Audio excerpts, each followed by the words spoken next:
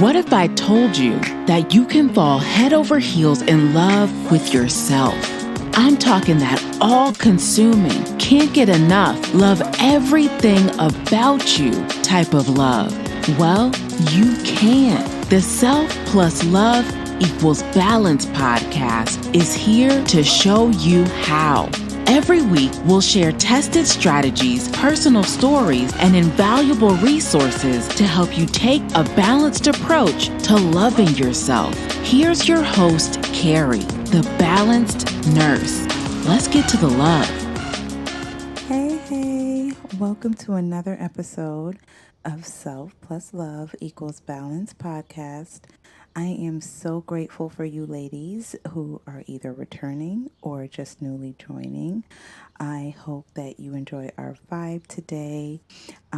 Definitely, I'll remind you at the end of the episode, but because I'm really excited about today's topic, I'll get all the housekeeping out of the way. If you are interested in vibing with me on more of an intimate level, for whether it be my coaching or any other services that I provide, the link will be available in the episode details of wherever it is that you are listening to this. I'm also very responsive via email, and you can catch me at info@thebalancedrn.com. So now that that is over and done with, let's get to love, ladies.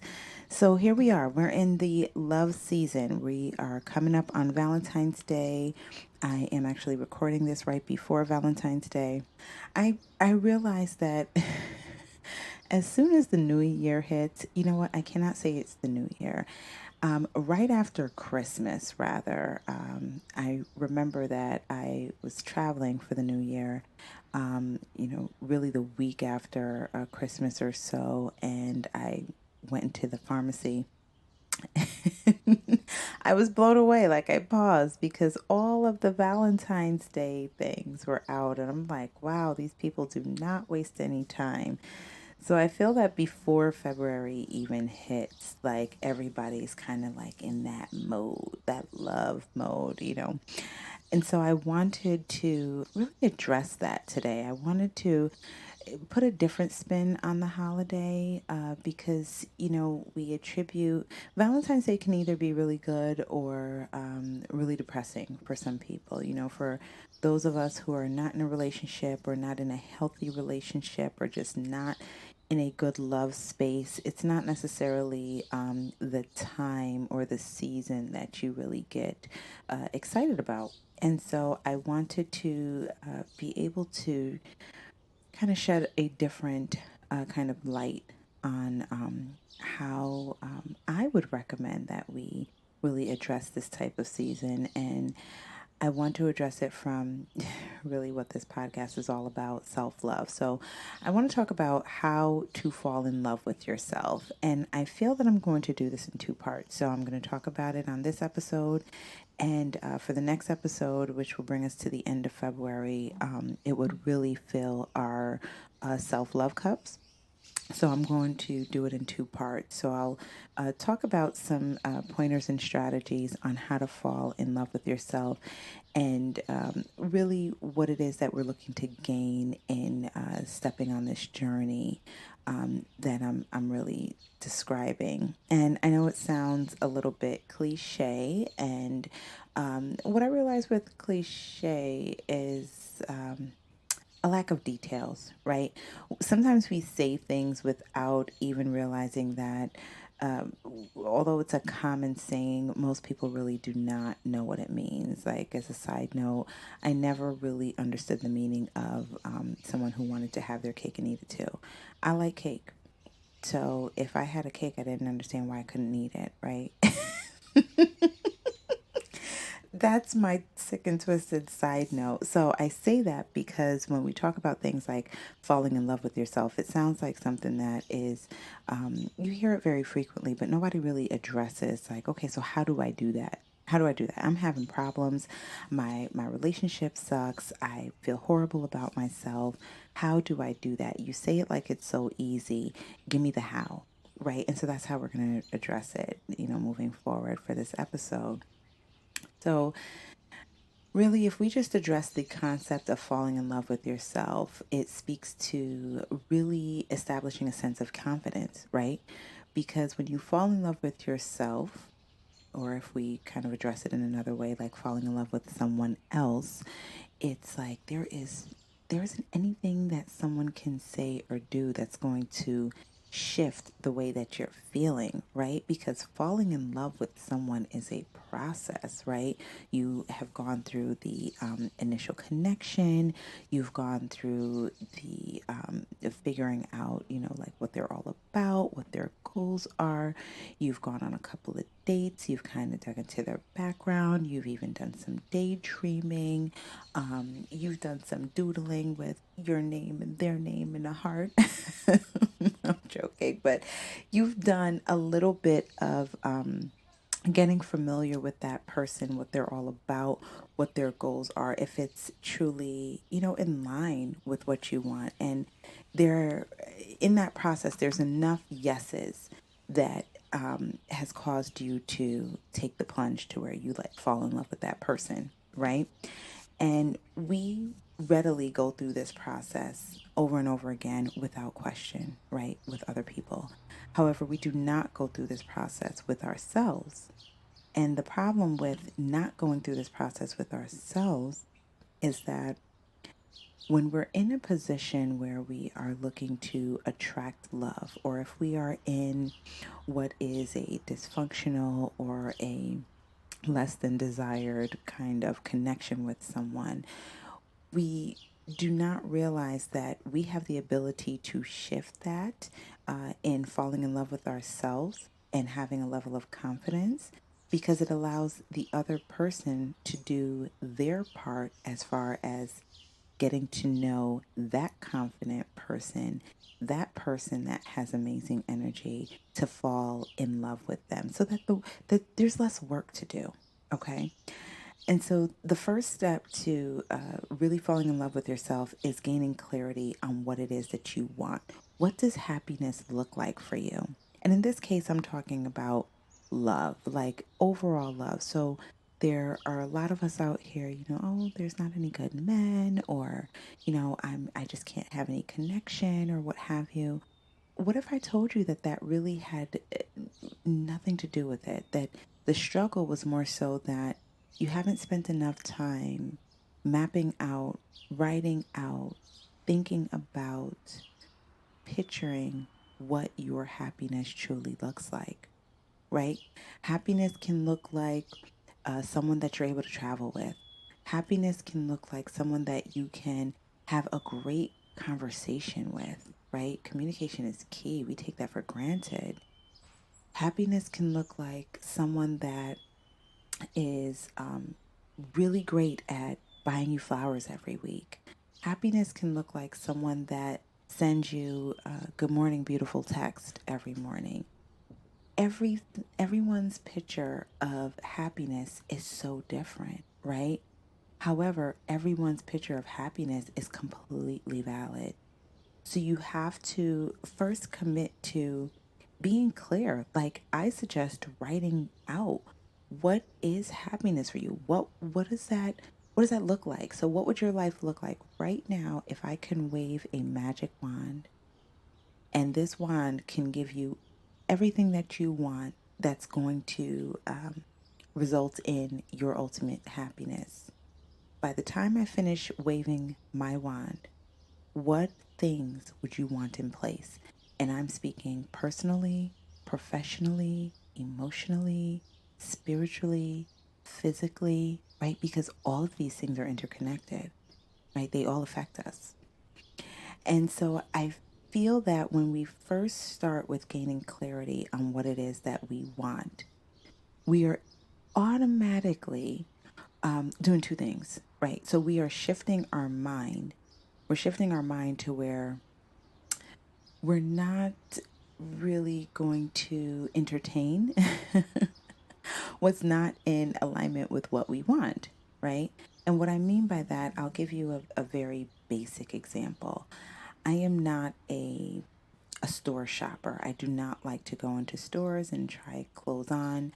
I have absolutely fallen into the realm of being your modern day online shopper. I like being able to try on clothes in my own house and send it back if it doesn't fit and get the next size.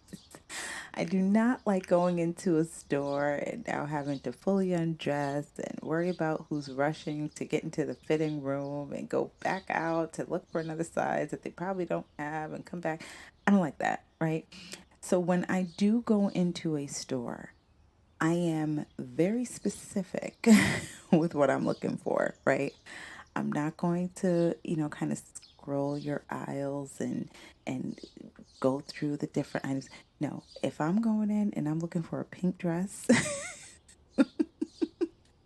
I am specifically looking for a pink dress. And if I do myself a once over and I realize that I'm not seeing too many pink things here, goodbye.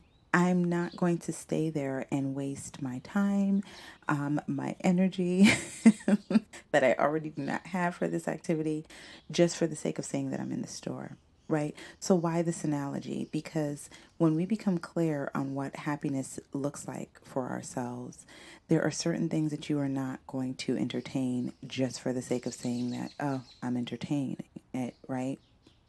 So, example is like if you're dating, right? If you are specific that you need your mate to have certain characteristics, certain values, certain morals, or what have you, you are in total right to not entertain someone solely because okay they're attractive, right? Because you're clear on what it is that you want. All right, and I think that that's something that we take for granted very often. Right. So after we kind of dig into, okay, well, I'm clear, this is what I want. Um, the other thing is that it shifts us to where we start to attract that. Right? It's like we're looking for it. Has this ever happened to you? Have you ever decided that you're going to I'll take a very common example that you want a particular car. Right? So you start to look into this car and you're looking, you're trying to see the price, you're looking inside, you're looking at certain pictures at certain dealers, and it's really starting to resonate with you where you can see yourself in this car, right? And a couple days later, or maybe even a week later, you start to see this car all over the place where you've been driving every day, possibly to the same places, and you had not seen this car as frequently, right? But what that is that a sense of attracting that you're doing because you took the time to gain clarity over what it is that you want, right? And so I would say when it comes to falling in love with ourselves and wanting this level of confidence and wanting really an authentic love, like when you're when you start to step on the journey of falling in love with yourself, that means that you have recognized that you are worth more than a space filler. You are worth more than what is comfortable. You are worth more than dysfunction, right? So now it's like, something, let me get to know myself so that whoever it is that comes to me will be properly introduced, right? Kind of like you're giving yourself away, like how you would have a father give a bride away at a wedding, right? The father knows the worth of his daughter. You know the worth of yourself that you are now giving away to this person that you are entertaining because now you have this clarity, right? So the first step, I would say, just to sum it up, is to really get clear on what happiness means for you. And this may take you a couple of days, this may take you a couple of months. It's really one of these projects that you sit with, like, okay, um, what are the characteristics of my mate? What's my working situation? Do I want kids? Do I not want kids? Do I want us to travel? Or whatever it is, whatever comes up in that beautiful mind of yours, get clear on it. Write it down. Really, that's an important step because there's such an emotional connection that we have when we write things down, right? And so we got that step down, wrote this thing out. This is what I want. Played around with this for a little bit. I can actually see it. Yep, this is kind of guy I want. This is the kind of partner I want. And then now moving into the next step is, and this is painful. You have to recognize that we are our own worst critics, right? And what do I mean by this? That once we get clear on something, we immediately start to talk ourselves out of it. Have you ever noticed that? It's kind of like when you tell your negative Nancy friend something, whether it's something that you want to do, whether it's someone that you met, and they either laugh at you or they're like, "You girl, you are so crazy. There's no way you'll be able to. Where are you gonna get that money? Where are you gonna have the time?" That immediate negative Nancy. We all have one. We have friends that are like that, but we all have one that lives inside of our head, right? So you have to recognize that when you become clear on something, you are innately going to try to talk yourself out of why you do not deserve that degree of happiness. You got to recognize that, right? You're not crazy.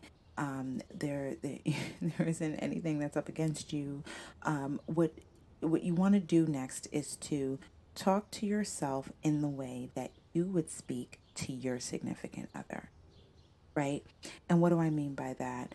Um, the way that you love on yourself is really trying to get yourself familiar to being treated right, because you serve as the example as the partner that you are trying to attract, right? So when I was single and getting myself, girl, you are looking amazing. Girl. I didn't hold anything back to give myself compliments or, okay, now wait a minute. No, no, no. We are going to spend the night in tonight. This is what I have planned for us.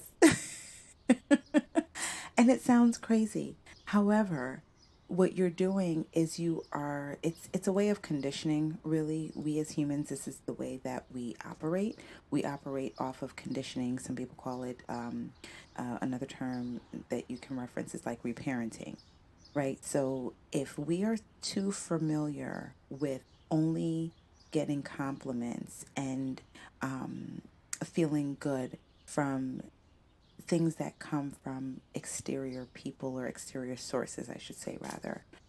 Of course, it's going to feel awkward that you are telling yourself that you look beautiful. Of course, it's going to feel awkward that you're telling yourself that, you know what, you are tired.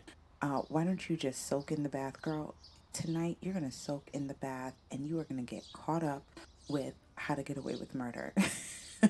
Now I'm telling on myself, but this is something that's important because you do not want your happiness attached to that of exterior sources.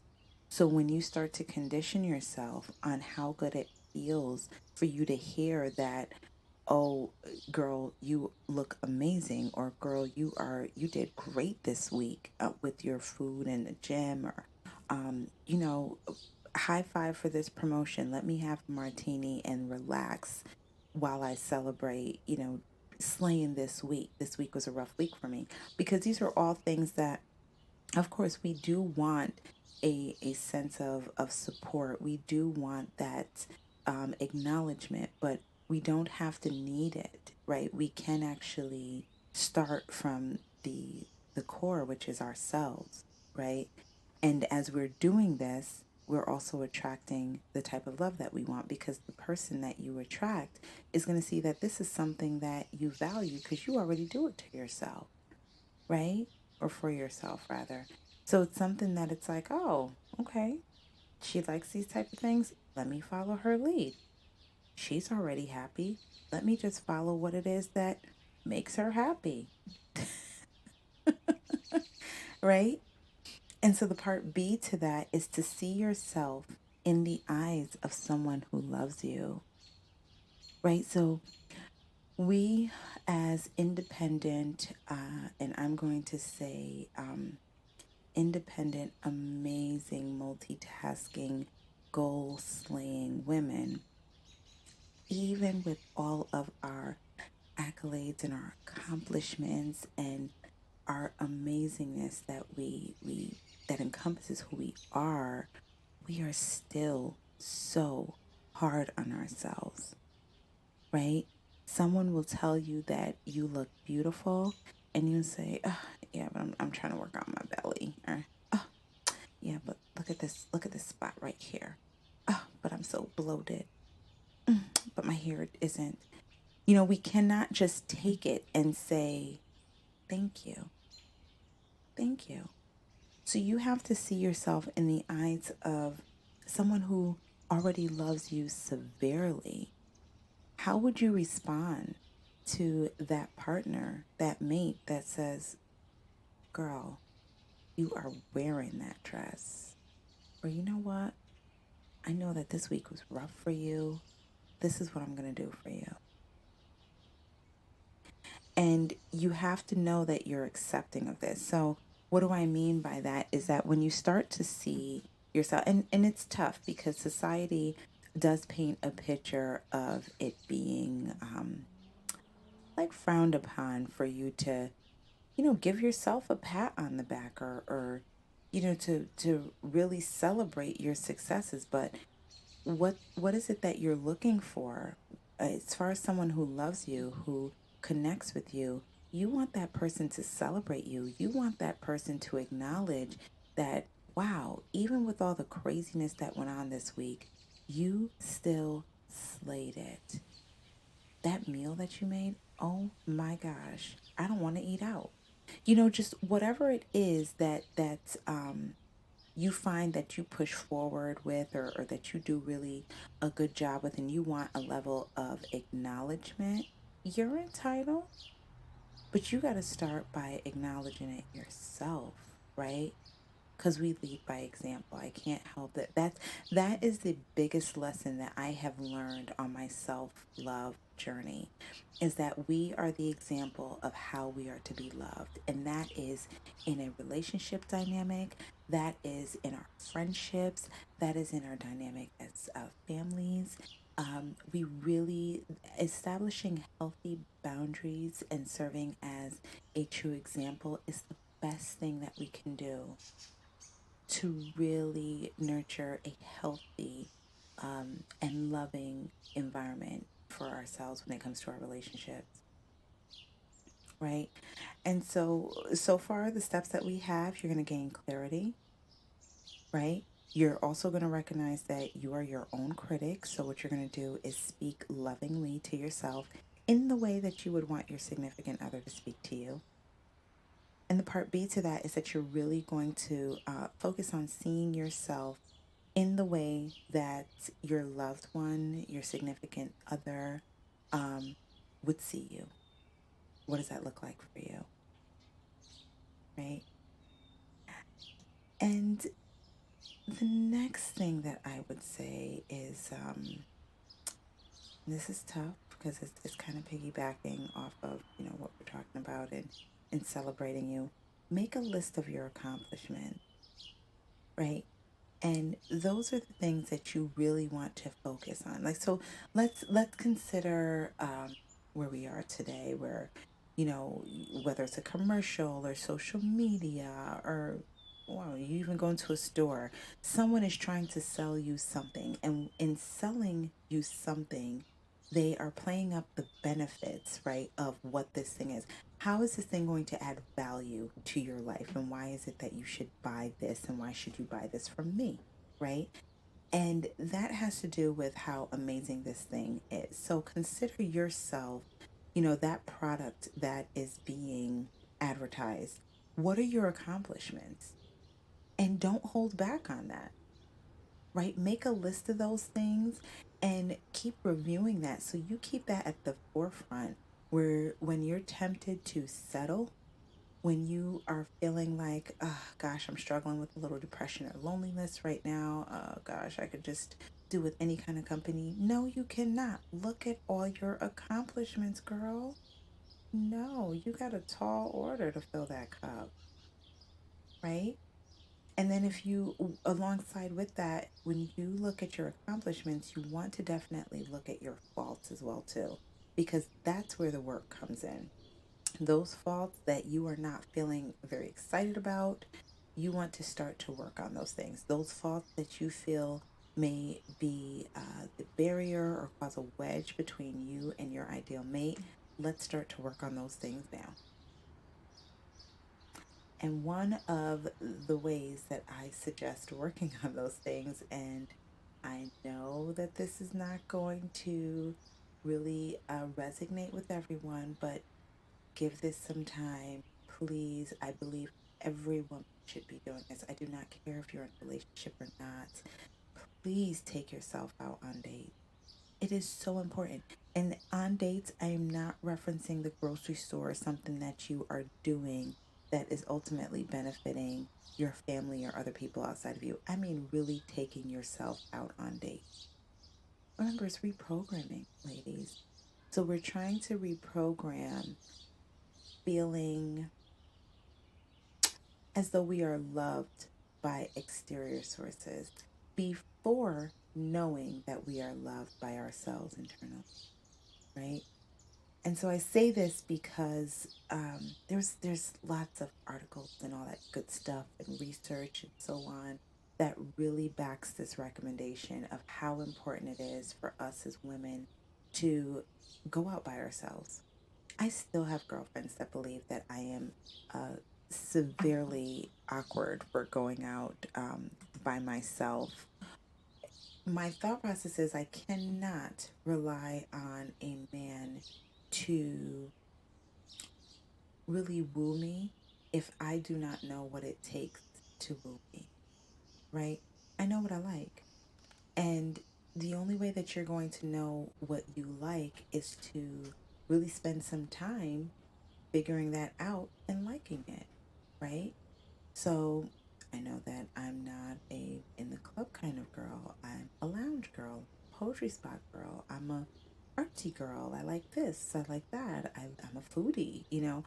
So how did I figure that out? Because I had to do this on my own. I didn't wait for someone to expose me to certain experiences before I realized that this is what I like, right? So for us, we have, when you have a tall order, it does take a level of patience, but it also takes you doing a level of work, right? And so if you've decided that, all right, you know what, I am ready for love. Um, I'm not trying to settle. Then the prerequisite to that, when you start to do this work, is to really do the steps to start to fall in love with yourself, right? And the way that we do that is we're going to gain clarity on what we want. We are going to recognize our inner critic and start to talk to ourselves in the way that we want to be spoken to by our significant others. We're also going to see ourselves in the eyes of our significant others. You're going to make a list of your accomplishments, review those daily so that it is like front center. You're going to work on those faults. So that may be a separate list that you start to tackle. And lastly, you're going to take yourself out on dates. And I feel like this is a good place to end this episode because in the next episode, maybe I'll dig in a little bit deeper, give you some examples of some of my self love dates and what that would look like for you, for those of you that are terrified of the idea. It's necessary. It is. So maybe I'll dig into that and some of my other tips in regards to moving forward on how to fall in love with yourself. And this is whether you are with someone or not, right? You want to level up your current relationship. These are things that you have to do, and it starts with you, right? So I hope that you were able to get something out of this episode to really fill your love cup for this season. As I mentioned at the beginning of the episode, that if you feel like you want to vibe with me on a more intimate level for my coaching or any other services that I provide, please feel free to connect with me. My website is www.thebalancedrn.com. The link is also available in the episode details of wherever you're listening. And also, also, you can feel free to provide me with any feedback or whatever you have for me. I'm really responsive via email, and that's info@thebalancedrn.com. In the meantime, ladies, just do your math differently. Bye. Thanks for joining us for another episode of Self plus Love equals Balance. Be sure to rate and review us on whatever app you use to listen. It goes a long way in helping others find our community. Until then, remember to do your math a little differently and love yourself.